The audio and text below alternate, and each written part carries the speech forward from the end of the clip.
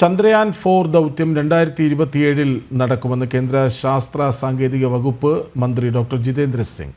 ചന്ദ്രനിലെ പാറയുടെയും മണ്ണിൻ്റെയും സാമ്പിളുകൾ ഭൂമിയിലെത്തിച്ച് പരീക്ഷണം നടത്തുന്നതാണ് ചന്ദ്രയാൻ-4ൻ്റെ പ്രത്യേകത. സമുദ്ര പര്യവേഷണമായ സമുദ്രയാൻ 2026 യാഥാർത്ഥ്യമാകുമെന്നും കേന്ദ്രമന്ത്രി അറിയിച്ചു.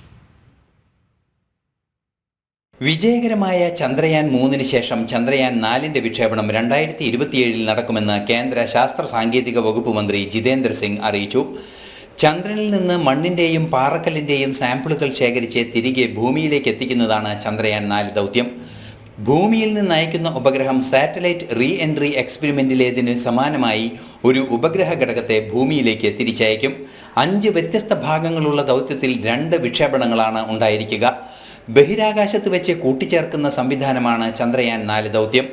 നേരത്തെ ചന്ദ്രോപരിതലത്തിലെ വിവിധ രാസഭൗതിക ഘടനകളെ സംബന്ധിച്ചും താപനിലയും ചന്ദ്രയാൻ 3 രേഖപ്പെടുത്തിയിരുന്നു.